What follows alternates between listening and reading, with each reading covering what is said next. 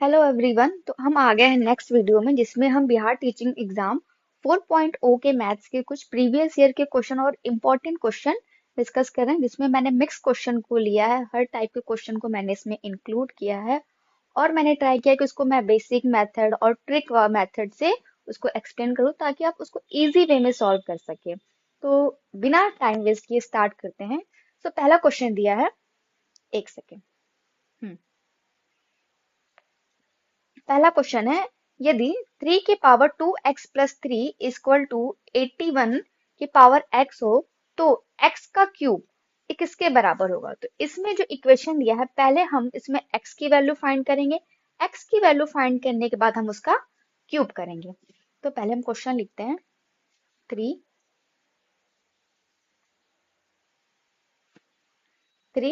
की power 2x plus. Hello friends, अगर आपको बिहारी टीआरई एग्ज़ाम के लिए 6 to 8 साइंस का अगर आप प्रिपरेशन कर रहे हैं और आपको उससे रिलेट किसी बुक्स या नोट्स चाहिए इम्पोर्टेंट, तो मैंने यहाँ पे ये बुक का नोट्स प्रोवाइड करवाया और पीडीएफ है कुछ नोट्स के इम्पोर्टेंट, जिसमें पूरे 6 to 8 के साइंस के इम्पोर्टेंट कॉन्सेप्ट वाइज और एमसीक्यू है विथ एक्सप्लेनेशन के साथ। तो अगर आपको ये सारे क्वेश्चन चाहिए, पीडीएफ चाहिए, ये आपको बहुत हेल्प करेगा, तो प्लीज़ डिस्क्रिप्शन में इसका लिंक, मैंने अपने टेलीग्राम का लिंक प्रोवाइड किया है, तो आप उस लिंक पे जाके मुझे मैसेज करिए तो मैं आपको पीडीएफ प्रोवाइड करवाऊँगी।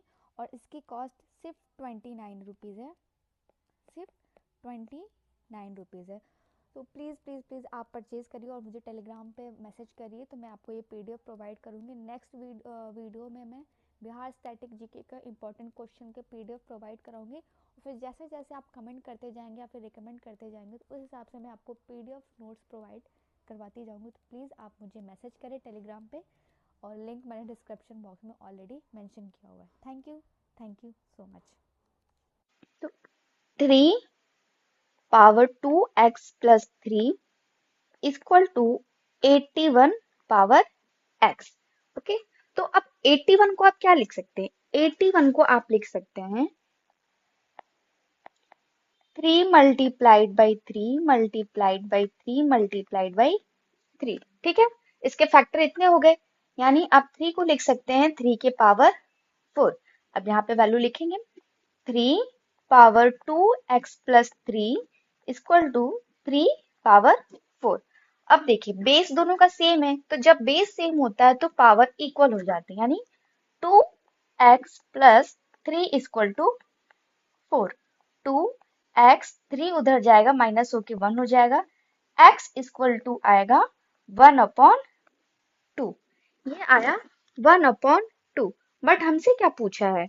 हमसे एक सेकेंड, हाँ ये देखिए 81x है, तो यहाँ पे क्या हो जाएगा, 81 के पावर x, तो ये हो जाएगा 4x, यहाँ पे भी आएगा 4x। ठीक है, तो अब ये हो जाएगा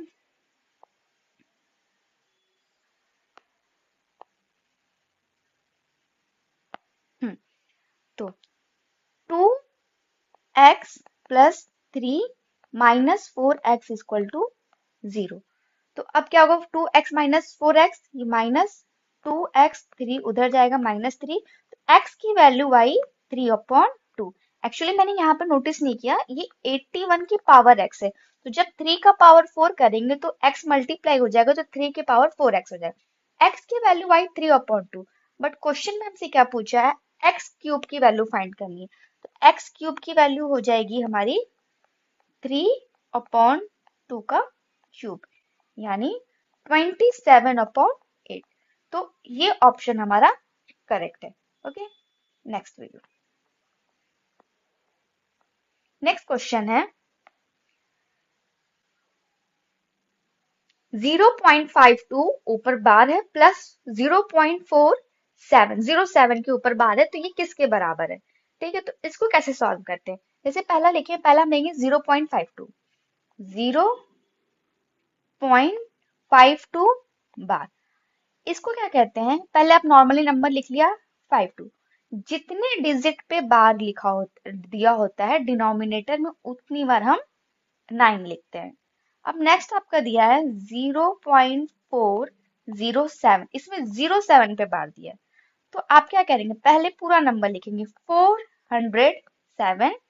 अब जिस नंबर पे यानी जिस डिजिट पे बार नहीं दिया उसको उस टोटल नंबर में से माइनस करेंगे और डिनोमिनेटर में जितने डिजिट पे बार दिया है उतनी बार 9 लिखा और जितने डिजिट पे बार नहीं दिया है उतनी बार 0 लिखा। तो 407 माइनस 4 आप माइनस करेंगे तो आपका कितना आ जाएगा? ये आएगा 403 अपॉन 990। ठीक है, जितने पे बार दिया होता है डिनोमिनेटर में उतने बार 9 लिखते हैं और जितने पे बार नहीं दिया होता उतनी बार 0 लिखते हैं। और न्यूमरेटर में क्या करते हैं, पूरा नंबर लिखने के बाद जिस नंबर पे बार नहीं दिया होता टोटल नंबर में से उस नंबर को माइनस कर देते हैं। ठीक है, अब इन दोनों को प्लस करेंगे तो आएगा 52 अपॉन 99 है। तो डिनोमिनेटर को सेम करने के लिए ऊपर 10 से मल्टीप्लाई किया और नीचे 10 से मल्टीप्लाई किया तो आया 520 अपॉन 990। अब डिनोमिनेटर दोनों का सेम हो गया तो नीचे भी क्या आएगा, डिनोमिनेटर सेम हो गया तो आएगा 990। दोनों को ऐड करेंगे तो ये 3 2 923 अपॉन 990 यानी option 4 is the correct answer. Next question है, नेक्स्ट क्वेश्चन, यदि ब्रैकेट में 2 power 3x minus 1 plus 10 divided by 7 equal to 6 है तो इसमें क्या करना है, x का मान आपको फाइंड करना है। इसमें आपको x का मान फाइंड करना है। ठीक है, तो सबसे पहले क्या करेंगे, इसको सॉल्व करेंगे। लिखा मैंने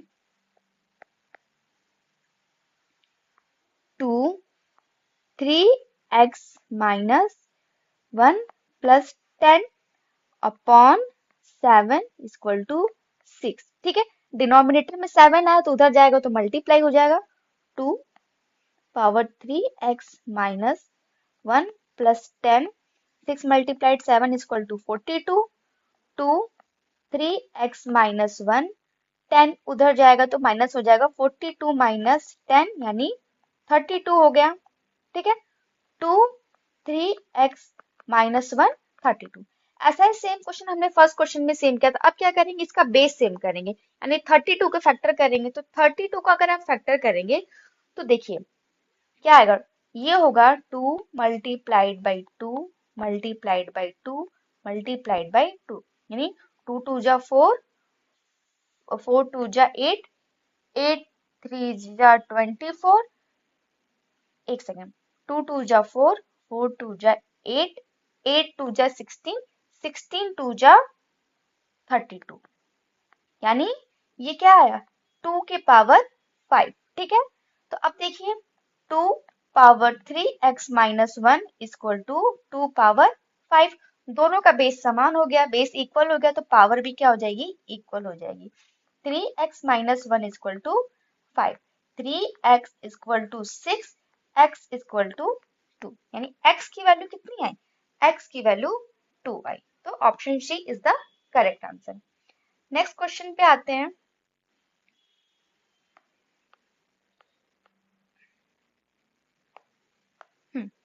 सो नेक्स्ट क्वेश्चन है, न्यूमरेटर में दिया है 0.7 cube minus bracket 0.43 cube, denominator में दिया 0.7 square plus 4.3 multiplied by 0.7 plus bracket में 0.43 का स्क्वायर। देखिए ये एक फॉर्मूले पे बेस होता है। ठीक है, अगर आप इसको क्या कहेंगे, इसको आप मान लीजिए a, इसको मान लीजिए b।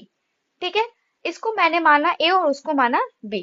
तो अब न्यूमरेटर में क्या हो जाएगा, a cube minus b cube upon a square plus A B plus B square. ठीक है, ये हो गया फॉर्मूला। अब देखिए a cube minus b cube का फॉर्मूला क्या होता है, तो a cube minus b cube का फॉर्मूला होता है, एक second sorry,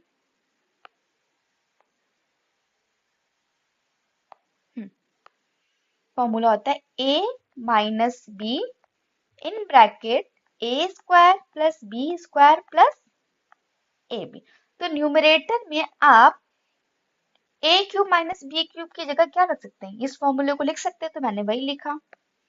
a minus B A square plus B square plus A B upon A square plus A B plus B square. ठीक है, ये दोनों सेम है तो कैंसिल हो गया, तो ऊपर आया a माइनस बी। अब देखिए a की वैल्यू आपने कितनी मानी थी 0.7 और b की वैल्यू मानी थी 0.43। अब देखिए बहुत लोगों को कंफ्यूजन होता है डेसिमल में अगर कोई नंबर दिया तो उसको सब्ट्रैक्ट करने में ऐड करने में। अच्छा देखिए 0.7 से आपको माइनस करना है 0.43, तो 0.7 है तो इधर आप एक जीरो बढ़ा लेंगे, वैल्यू सेम रहेगी। पॉइंट के अगर राइट साइड में आप कुछ भी जीरो वगैरह बढ़ाते हैं तो उसकी वैल्यू सेम रहती है। ठीक है, अब ये 0.43 है, अब इसको माइनस कर लीजिए, माइनस करेंगे तो आपका आंसर आएगा 10 माइनस 3 7, 6 माइनस 4, तो ये आ गया आपका 0.27। तो option D is the correct answer. Okay, next question. I hope आपको मेरी वीडियोस पसंद आ रही होंगी और जिस वे में मैं एक्सप्लेन करूँ, वैसे मैंने ट्राई किया कि बहुत सिंपल वे में मैं आपको एक्सप्लेन करूँ ताकि चीजें आपको समझ में आ सके। तो अगर आप मेरे चैनल पे न्यू हो तो please like and subscribe my channel, इसको शेयर करिए जितना से ज्यादा हो सके। और मैंने ऑलरेडी डिस्क्रिप्शन में एक लिंक भी दिया हुआ है, टेलीग्राम का लिंक, काइंडली आप मुझे टेलीग्राम पे मैसेज करिए, क्योंकि वो बाय लिंक उस काम नहीं कर रहा, बहुत लोगों को प्रॉब्लम हो रही, तो आपको परचेज करना होगा मेरा पीडीएफ, तो मैं आपको टेलीग्राम पे वो प्रोवाइड करवा सकती हूँ और ओनली 29 रुपीज में, तो ज्यादा बहुत कॉस्ट भी नहीं है, तो it will be easy for you to purchase. So please please please kindly share my channel and subscribe. Next question है, next question. On selling 30 chairs, a furniture seller gets a loss equal to selling price of 6 chairs. His loss percentage. 3% का question है कि एक furniture विक्रेता को 30 कुर्सियों के बराबर 30 कुर्सियों के बेचने पे 30 कुर्सियों के बेचने पे 6 कुर्सियों के विक्रय मूल्य के बराबर हानि होती है, तो इसका प्रतिशत हानि है। तो ठीक ऐसे क्वेश्चन में क्या कहता है, जितने कुर्सियां उसने बेची या जितने का उसको लाभ हो रहा है या जितने का उसको हानि हो रहा है, हम उसको एज इट इज उसकी वो वैल्यू मान लेते हैं। जैसे कि 30 कुर्सियों को बेचने पे तो हम मान लेंगे कि बेच रहा है, तो हम मान लेंगे कि उसका सेलिंग प्राइस ही कितना है, उसका सेलिंग प्राइस है 30। मान लेंगे कि उसका सेलिंग प्राइस है 30। ठीक है, अब उसको हानि कितने की हो रही, उसको हानि हो रही है 6 कुर्सियों के बराबर, तो हम मान लेंगे कि उसका लॉस कितना है, उसका लॉस होगा 6। ये मैंने लिखा 6। ठीक है, अब देखिए आपको फाइंड करना है प्रतिशत हानि। जब आपको सेलिंग प्राइस पता है, लॉस पता, तो आप कॉस्ट प्राइस निकालेंगे। तो कॉस्ट प्राइस क्या होता है, सेलिंग प्राइस में जब आप लॉस को ऐड कर दोगे तो वो आपका आ जाएगा कॉस्ट प्राइस, यानी 30 प्लस 6, 36, ये आपका आ गया कॉस्ट प्राइस। अब आपको प्रतिशत में हानि निकालनी, परसेंटेज लॉस निकालना है।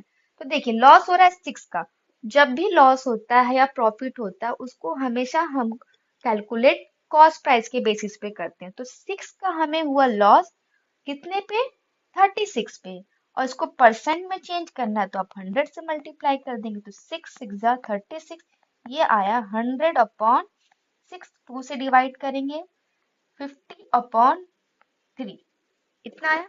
अब 50 अपॉन 3 को अगर आप फिर परसेंट में चेंज करेंगे तो आपका आएगा आई थिंक,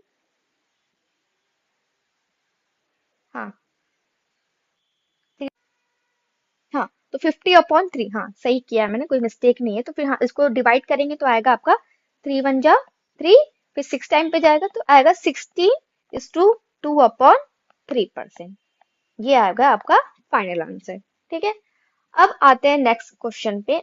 क्वेश्चन है, a number is increase by 20% and then decrease by 20%, ultimately the number will be. ठीक है, तो अगर कोई नंबर है उसको पहले 20% इंक्रीज किया गया फिर उसको 20% डिक्रीज किया गया, तो आपको वो नंबर फाइंड करना है।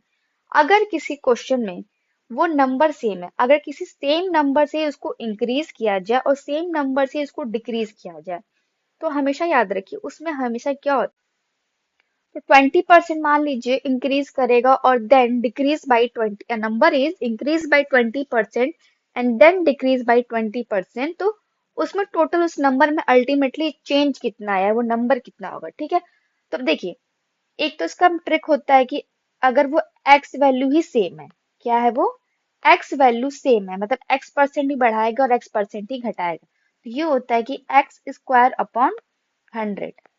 ये क्वेश्चन थोड़ा इनकम्प्लीट रह गया, मैंने लिखा नहीं है।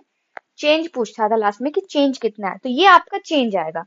और ऐसे क्वेश्चन में हमेशा लॉस होता है। ठीक है, तो पहले मान लेते वो नंबर 100 था, बेसिक मेथड से ये होगा 100 था, उसको इंक्रीज किया गया 20% तो 120 हुआ, फिर उसको 20% डिक्रीज किया गया, यानी 120 का अगर 20% डिक्रीज किया गया मतलब 80%। ठीक है, तो ये कितना आया 100। एक सेकेंड।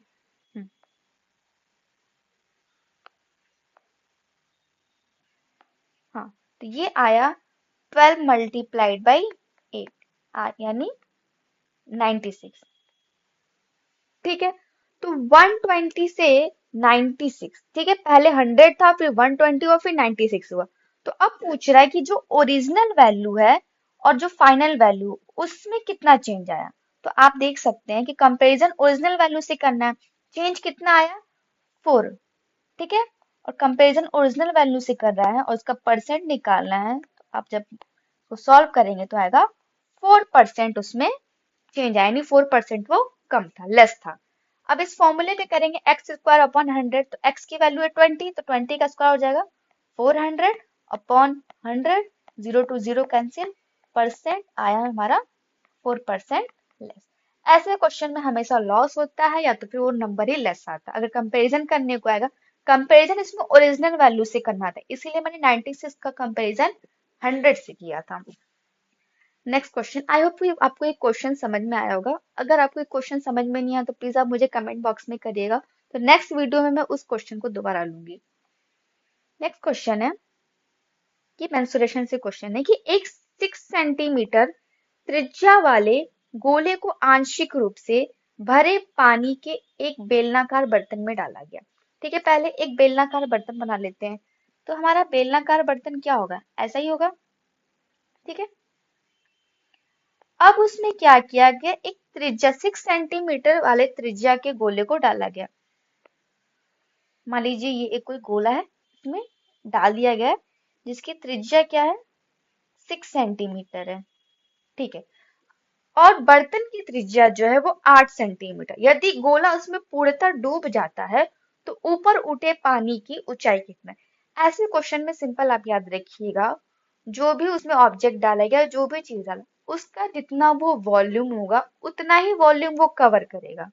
आप उसको किसी भी बर्तन में डालें, अब जैसे वो गोला डाला गया तो उस अपने वॉल्यूम के बराबर ही उसने उसमें स्पेस कवर किया होगा, यानी उस बेलनाकार बर्तन का वॉल्यूम और उस गोले का वॉल्यूम हम बराबर करेंगे, बराबर रखें। तो बेलनाकार बर्तन का वॉल्यूम कितना होगा, आयतन कितना होगा 4/3 पाई आर क्यूब इक्वल टू, गोले का कितना हो जाएगा, नहीं सॉरी, ये तो 4/3 पाई आर क्यूब ये गोले का है, बेलनाकार बर्तन का होगा पाई आर स्क्वायर एच, क्योंकि वो गोला जब बेलनाकार बर्तन के अंदर डाला गया है, मान लीजिए ये डाला गया, तो उसने अपने आयतन के बराबर ही तो उसमें स्पेस कवर किया होगा, जितना उसका आयतन रहा होगा उतना ही उसमें डूबा होगा। तो उसमें जो ऊपर उठे पानी है वो बेलनाकार बर्तन के आयतन और उस बर्तन में डूबे हुए गोले के आयतन के दोनों के बराबर होगा। तो अब इसमें सॉल्व करके हमें हाइट पता करनी है, तो हमें हाइट इसमें मालूम चल जाएगा। तो देखिए गोले का त्रिज्या दिया है 4/3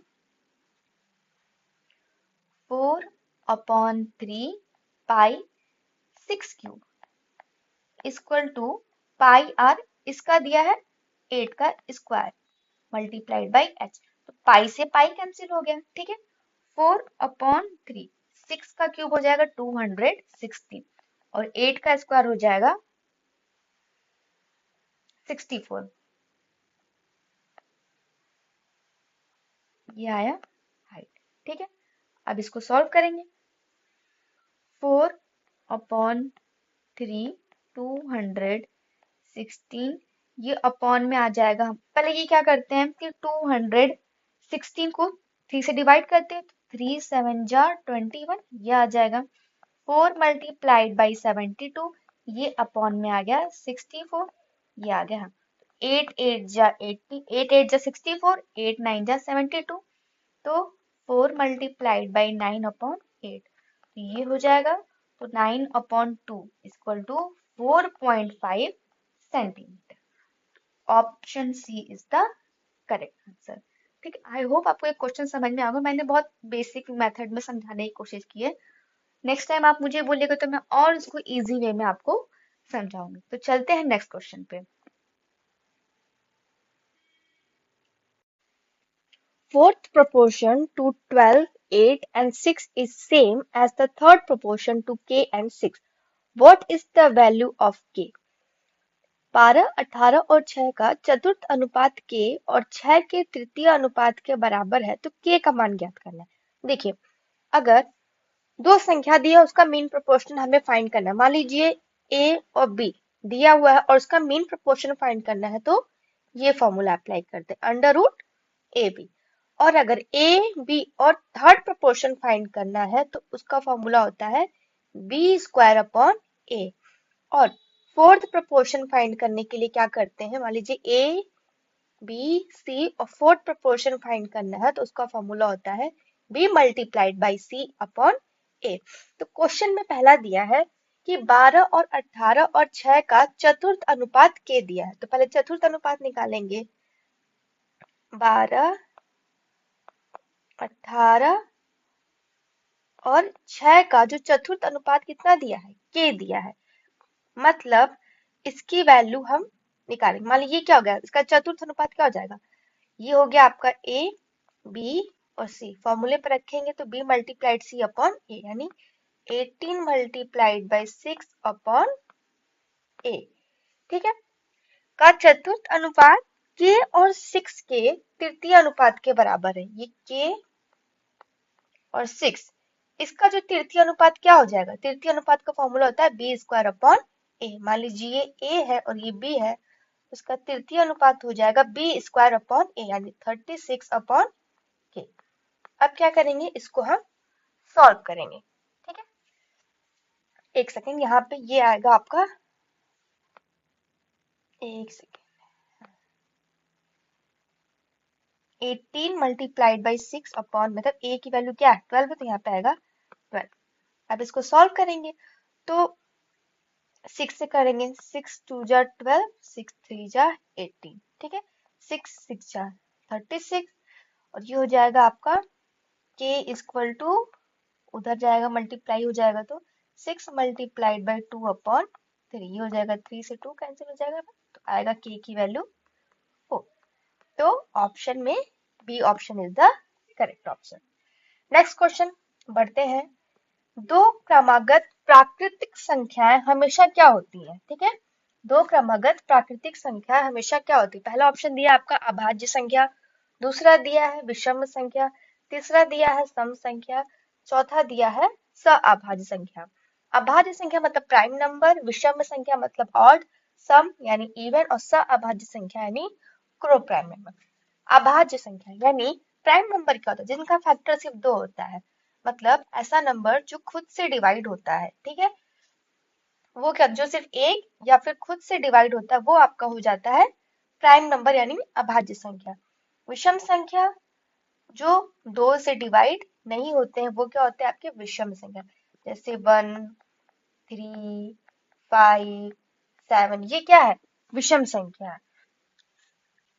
सम संख्या ऐसे नंबर जो 2 से डिवाइड हो जाते हैं, जैसे 2 4 6। अभाज्य संख्या का भी एग्जांपल मैं दे सकती हूँ, 2 2 का क्या होगा कि सिर्फ या तो 1 से डिविजिबल है या तो खुद से, यानी इसके सिर्फ 2 ही फैक्टर होंगे। अभाज्य संख्या का ये होता है कि इसके सिर्फ 2 फैक्टर होते हैं। नेक्स्ट आएगा आपका 3, इसके भी 2 फैक्टर होंगे। 5, अब 6 आप नहीं ले सकते, क्यों, क्योंकि 6 1 से भी डिविजिबल है, 2 से भी डिविजिबल है, 3 से भी डिविजिबल और खुद से भी डिविजिबल, यानी मोर देन 2 फैक्टर हो गए। तो ऐसे नंबर जो सिर्फ खुद से डिविजिबल हो या तो 1 से डिविजिबल। अब आता है सअभाज्य संख्या यानी को प्राइम नंबर, ऐसे नंबर जिनका एचसीएफ 1 आता है, मतलब उनके में कोई कॉमन नहीं हो, कुछ कॉमन फैक्टर नहीं। तो बोल रहा है कि दो क्रमागत प्राकृतिक संख्या, जैसे मान लीजिए मैंने लिखा 1, एक सेकेंड, 1 लिखा, 2 क्रमागत। आई थिंक कुछ क्वेश्चन में मैंने मिस्टेक है, कुछ तो छूट गया मेरे से। मान लीजिए मैंने लिया 1, 2, 3, 4, नहीं सही, 5, 6, 2 क्रमागत मतलब जैसे 1, 2 हो गया, 3, 4 हो गया, 5, 6 हो गया। अब देखिए 1 और 2 में इनका फैक्टराइजेशन करेंगे तो उन दोनों में कुछ कॉमन मिलेगा आपको? नहीं मिलेगा। 3, 4 में भी कोई कॉमन फैक्टर आपको नहीं मिलेगा। 5 और 6 का भी आप कॉमन फैक्टर कुछ नहीं मिलेगा। तो ये क्या हो गए? ये सअभाज्य संख्या हो गए। तो इसका option D is the correct answer. यानी दो क्रमागत प्राकृतिक संख्या हमेशा क्या होती है? सअभाज्य संख्या होती है। नेक्स्ट क्वेश्चन, किसी धातु के एक ठोस गोले की त्रिज्या 3 सेंटीमीटर है, इससे व्यास 4 मिलीमीटर। नेक्स्ट क्वेश्चन है, किसी धातु के एक ठोस गोले की त्रिज्या 3 सेंटीमीटर है, इससे 4 मिलीमीटर व्यास का कितना लंबा तार खींचा जा सकता है? तो देखिए, जो धातु के ठोस गोले की त्रिज्या दी है, मतलब उसका वॉल्यूम, और उसी वॉल्यूम का यूज करके हम 4 मिलीमीटर व्यास का एक लंबा तार खींचेंगे। जब आप गोला है, जब आप उस गोले का यूज करके तार बनाओगे तो यही तार बनेगा ना। कितना भी पतला बनेगा तो वो बेलनाकार शेप का ही तो तार बनेगा। तो मतलब इसका वॉल्यूम 4/3 पाई आर क्यूब ये बराबर होगा इसके वॉल्यूम के पाई आर स्क्वायर एच के। और लंबाई पूछा यानी कितना लंबा, यानी कि वो उसकी हाइट ही पूछ रहा है। अब देखिए इसकी त्रिज्या तो दी है, इसकी त्रिज्या दी है 3 सेंटीमीटर, 4/3 पाई आर क्यूब यानी 3 का क्यूब इक्वल टू, इसमें क्या दिया है? 4 मिलीमीटर व्यास दिया है। तो आपको पता है 1 सेंटीमीटर में कितना होता है? 10 मिलीमीटर होता है। ठीक है, और यहाँ पे दिया 4 मिलीमीटर, तो इसको पहले हम सेंटीमीटर में चेंज करेंगे तो पाई, और ये क्या दिया है?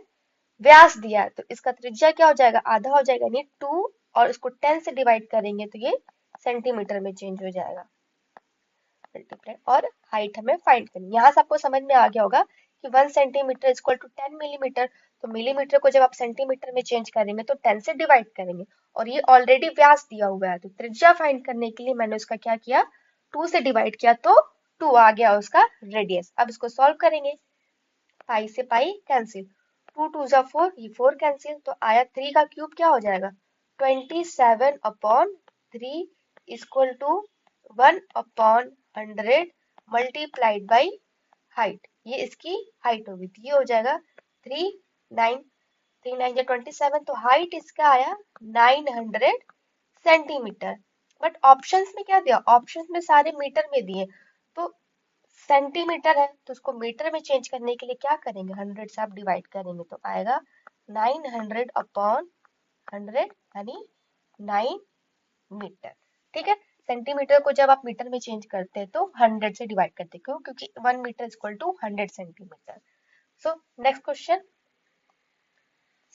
दो प्राकृतिक संख्याओं का योग 84 है। ठीक है, निम्नलिखित में से कौन सा इन दो संख्याओं का अनुपात नहीं हो सकता है? तो ऑप्शन सबसे इजी है, जितने भी ऑप्शन दिए हैं आप उनको एडिशन 3, तो उससे ये 84 कैंसिल हो गया। 3 + 4 कितना होगा?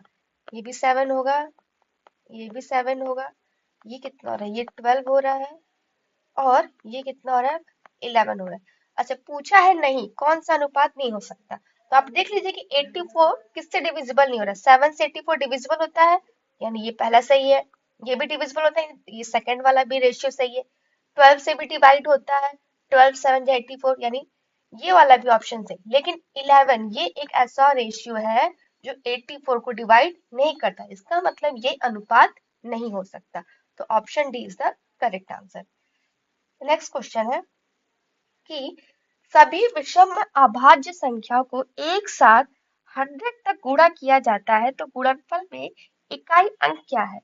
ठीक है, यानी ये यूनिट डिजिट का सवाल है। तो आप देखिए कि सभी विषम अभाज्य संख्या की बात करें। अभाज्य संख्या मैंने बताया, अभाज्य यानी प्राइम नंबर, ऐसे प्राइम नंबर जिनके दो फैक्टर होते हैं, या तो दो नंबर से डिविजिबल होते हैं, यानी 1 और खुद से। 2 क्या है? 2 भी एक प्राइम नंबर है, बट 2 क्या है? एक इवन प्राइम नंबर है।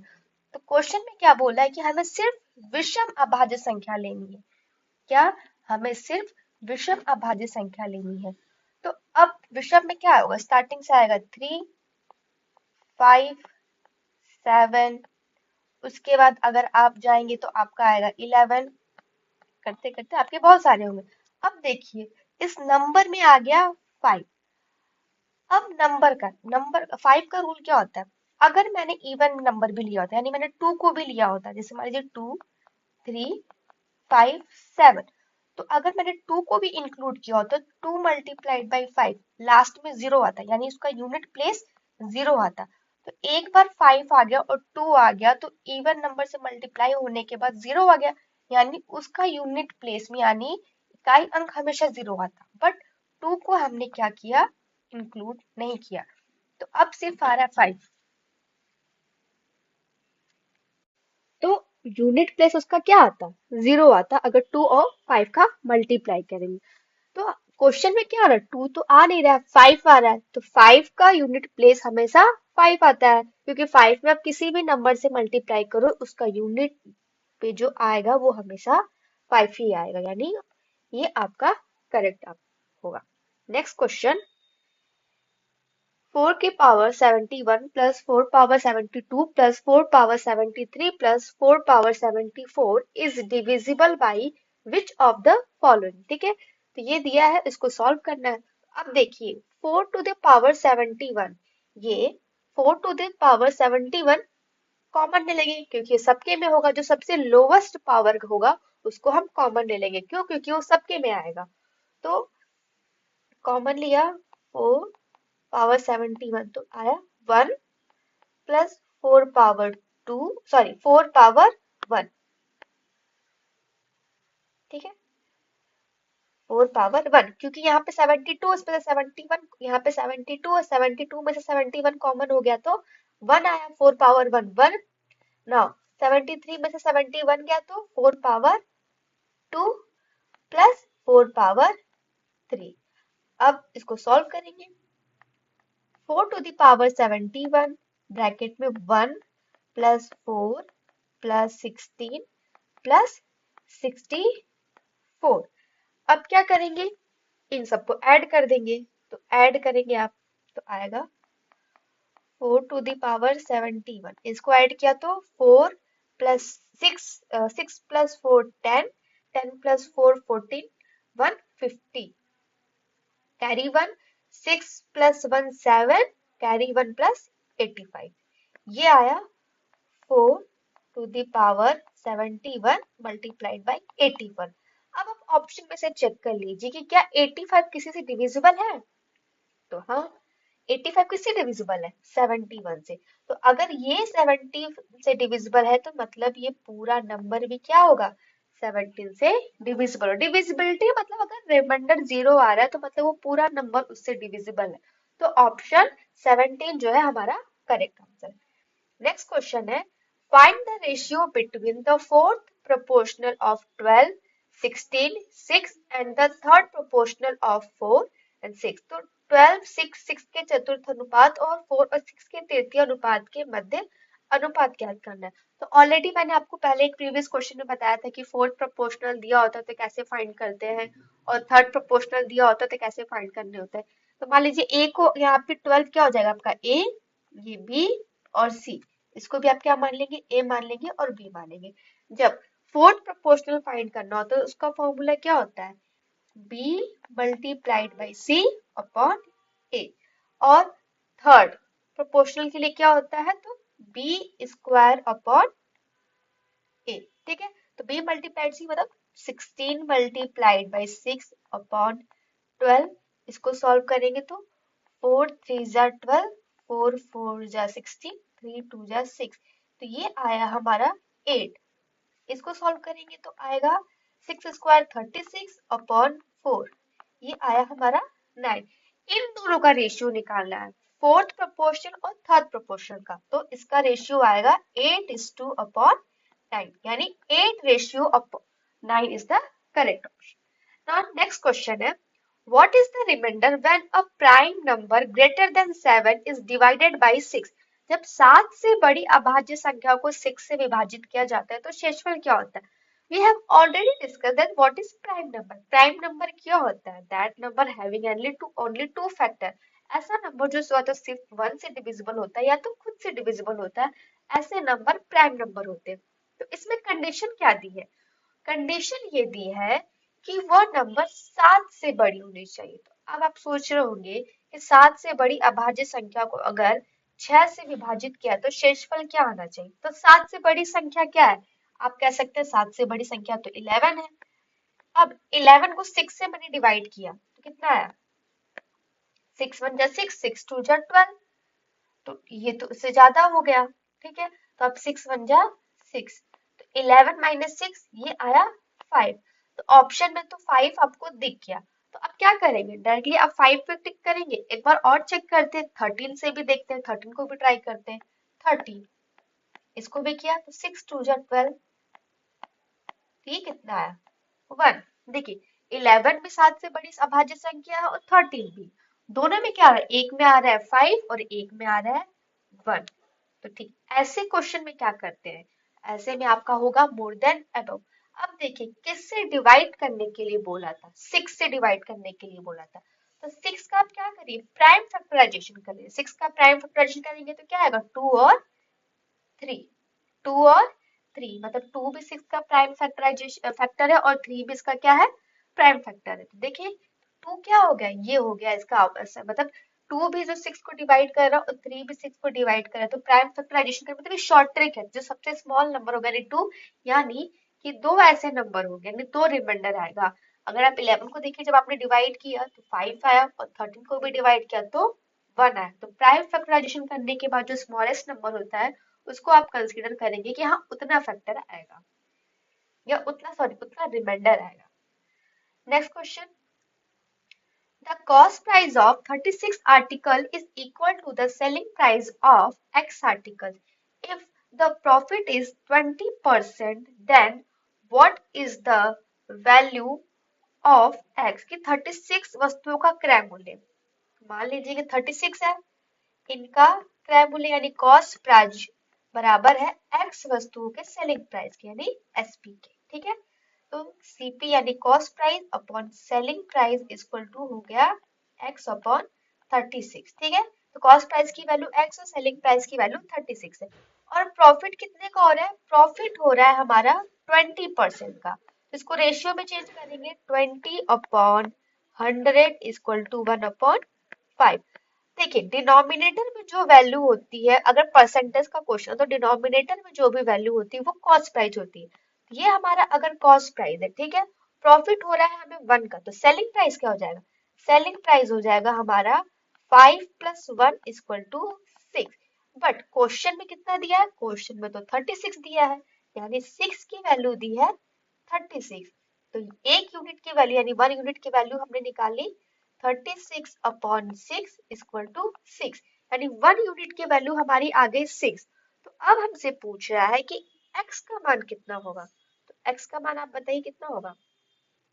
अगर 1 यूनिट की वैल्यू 6 आ रही है, ठीक है, 1 यूनिट की वैल्यू 6 आ रही है और हमें पूछा है कॉस्ट प्राइस की वैल्यू। देखिए यहाँ पे कॉस्ट प्राइस की वैल्यू कितनी दी है? 5 दी है, तो 5 मल्टीप्लाइड बाई 6 इक्वल टू 30। ठीक है, तो ये हमारा हो गया फाइनल आंसर। पहले हमने रेशियो बनाया इस तरह, ठीक है, और जो 20% हमें प्रॉफिट हो रहा है उसको रेशियो में चेंज किया। तो डिनोमिनेटर में क्या होता है? हमेशा कॉस्ट प्राइस की वैल्यू दी होती है। तो कॉस्ट प्राइस हो गया, सेलिंग प्राइस हमने निकाल लिया 5 प्लस 1 इक्वल टू 6। क्यों? क्योंकि हमें प्रॉफिट हो रहा था। जब कॉस्ट प्राइस में हम प्रॉफिट को ऐड करते तो हमारी सेलिंग प्राइस की वैल्यू आती। सेलिंग प्राइस की वैल्यू हमारी 6 है, लेकिन क्वेश्चन में कितना दिया था? 36। तो इसमें क्या करेंगे? हमने 1 यूनिट की वैल्यू फाइंड की, 1 यूनिट की वैल्यू आई 6। फाइंड क्या करना था? Cost price. तो अगर 1 यूनिट की वैल्यू 6 आई और कॉस्ट प्राइस की वैल्यू दी है 5, तो उसकी वैल्यू निकालेंगे 5 multiplied 6 equal to 30। So cost price की वैल्यू कितनी आई? 30। नेक्स्ट क्वेश्चन, नेक्स्ट क्वेश्चन ये अलजेब्रिक क्वेश्चन है, अलजेब्रा से रिलेटेड, कि x upon y plus y upon x और under root x square plus Y square का तृतीय अनुपाती क्या होगा? तो ये हो गया हमारा a, ये हो गया हमारा b। तो तृतीय अनुपाती का वैल्यू क्या होता है? तृतीय अनुपाती equal to b square upon a। तो b स्क्वायर की वैल्यू अगर हम इसका रूट इसका स्क्वायर करेंगे यानी, तो आएगा हमारा X square plus Y square, upon, अब देखिए a की वैल्यू यहाँ पे क्या दी है, x upon y plus y upon x। तो इसको हम पहले सॉल्व कर लेते हैं ताकि इजी रहे हमारा। तो क्रॉस मल्टीप्लीकेशन होगा तो X square plus Y square upon X Y. अब यहाँ पे हम a की वैल्यू रखेंगे, तो यहाँ पे रखा हमने X square plus Y square upon X Y. अब एक्स वाई ऊपर चला जाएगा, ये कैंसिल हो जाएगा, तो हमारा फाइनल आंसर आया एक्स वाई, यानी option A is the correct answer.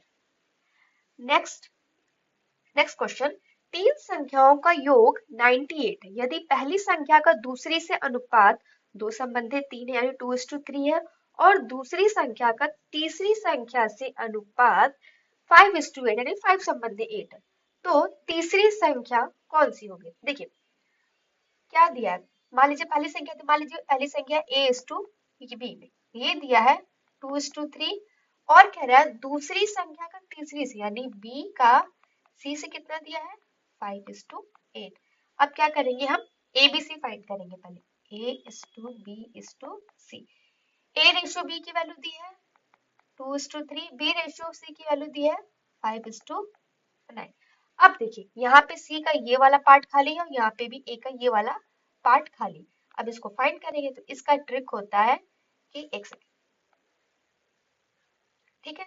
अब देखिए ये खाली है, तो देखिए C के इस राइट साइड लेफ्ट साइड में क्या लिखा है 3, तो यहाँ पे भी 3 को आएंगे। यहाँ पे इस जगह खाली है, तो यहाँ पे देखिए 5 दिया, तो यहाँ पे भी क्या आएगा 5 आएगा। अब मल्टीप्लाई कर लीजिए 10, 3 5 जा 15, 3 9 जा 27। जो स्पेस खाली होता है, जो जगह खाली होता है, उसके बगल में जो संख्या दी होती है उसको हम रिपीट करके लिख देते हैं। ये आया हमारा रेशियो 10:15:27। अब क्या करेंगे, एक सेकेंड, यहाँ यहाँ पे दिया था 5:8,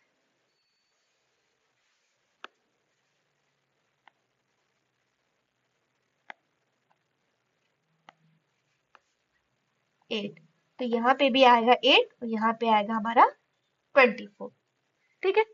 अब क्या करेंगे, इन सबको ऐड करेंगे, 10 + 15 + 24 आएगा हमारा 49, ठीक है। ये सम करने पे है, बट क्वेश्चन में देखिए क्वेश्चन के अकॉर्डिंग इसका योग कितना दिया, क्वेश्चन के अकॉर्डिंग तो इसका योग दिया है 98। 49 की वैल्यू 98 दी, तो 1 यूनिट की वैल्यू कितनी हो जाएगी, 1 यूनिट की वैल्यू हो जाएगी 2। तो क्वेश्चन में क्या पूछा है कि तीसरी संख्या कौन सी होगी। तो देखिए ये हो गई हमारी पहली संख्या, ये हो गई हमारी दूसरी संख्या, ये हो गई हमारी तीसरी संख्या। तो अगर एक यूनिट की वैल्यू 2 दी है, तो 24 यूनिट की वैल्यू कितनी होगी, 24 मल्टीप्लाइड बाई 2 इक्वल टू 48, यानी option B is the correct. Next question, a man travels with a speed of 12 km per hour. If he takes 12-minute rest after every 1 kilometer, then how much time will he take in covering the distance of 36 kilometer? एक आदमी 12 kilometre प्रति घंटे की गति से यात्रा करता है। यदि वह प्रत्येक 1 किलोमीटर के बाद 12 मिनट का विश्राम लेता है, तो 36 किलोमीटर की दूरी तय करने में उसे कितना समय लगेगा, ठीक है। आप देखिए उसकी स्पीड कितनी दी है, स्पीड दी है 12 किलोमीटर पर आवर, ठीक है। डिस्टेंस कितना दिया है 36 किलोमीटर। हम मान लेते हैं कि वो बिना रुके, जब वो गति करता है या ट्रैवल करता है तो रास्ते में कहीं नहीं रुकता है। तो अगर वो बिना रुके ट्रैवल करता है तो कितना उसको समय लगेगा। तो आपको मालूम है कि समय यानी टाइम बराबर होता है डिस्टेंस अपॉन स्पीड। डिस्टेंस हमारा 36 है, स्पीड हमारा 12 है, यानी उसको कितना टाइम लगा 3 आवर का। 3 आवर का टाइम उसको क्यों लगा, अगर वो बिना रुके चलता है। लेकिन क्वेश्चन में क्या दिया है कि वो 1 किलोमीटर के बाद 15 मिनट रुकता है, ठीक है। मान लीजिए वो यहाँ से स्टार्ट किया चलना, ठीक है। जब वो 1 किलोमीटर रुका तो फिर 12 मिनट रेस्ट किया, फिर 1 किलोमीटर चला, फिर 12 मिनट रेस्ट किया। इस तरह करते करते उसे 36 किलोमीटर का डिस्टेंस तो तय करना है। लेकिन वो रुकेगा कितनी बार, वो रुकेगा 35 बार। अब आप सोच रहे होंगे 35 बार क्यों रुक रहा, क्यों, क्योंकि जब वो 36 किलोमीटर जैसे ही पहुंचेगा, उसने तो अपनी डिस्टेंस कवर कर ली, उसके बाद तो उसको रुकने की जरूरत ही नहीं पड़ेगी। तो टोटल स्टार्टिंग पॉइंट से एंडिंग पॉइंट तक वो सिर्फ 35 टाइम्स तक रुका, क्योंकि 36 टाइम्स पर तो वो पहुंच जाएगा अपनी डेस्टिनेशन पे। तो टोटल वो कितना टाइम रुका, तो 35 में अगर आप 12 से मल्टीप्लाई करेंगे, ठीक है। देखिए ये टाइम कितना दिया है, टाइम मिनट में दिया है, तो अब इसको आवर में चेंज करने के क्या करेंगे आप, 60 से डिवाइड कर देंगे, ठीक है। तो ये हमारा टाइम हमें आवर में मिल जाएगा। 12 5 जा 60, 5 7 जा 35, यानी उसको लगा 7 आवर उसको एक्स्ट्रा लग रहा है, ठीक है। 7 आवर उसको एक्स्ट्रा लग रहा है। अगर नॉर्मली तो उसको 3 आवर लग ही रहा है, लेकिन जो रुकने की वजह से उसको 7 आवर एक्स्ट्रा लग रहा है। तो टोटल कितना टाइम लगा उसको, टोटल उसको टाइम लगा 3 + 7 = 10। आई होप आपको ये क्वेश्चन समझ में आएगा। 3 आवर, 3 आवर तो उसको तो एक्चुअल टाइम जो लगना था तो वो लगा ही था, लेकिन रुकने की वजह से जो उसको 7 आवर है वो एक्स्ट्रा टाइम लगा, इसलिए मैंने उसको उसमें ऐड कर दिया। Final answer will be 10 hour. Next question, ये हमारा लास्ट क्वेश्चन होगा आज की वीडियो का। X square minus Y square और एक्स माइनस वाई का तृतीय अनुपाती ज्ञात कीजिए। यानी ये हो गया हमारा ए, ये हो गया बी। तो आपको पता है इसका फॉर्मूला, क्योंकि ऑलरेडी हमने बहुत सारे क्वेश्चन इसके डिस्कस कर चुके हैं। This will be very easy for you.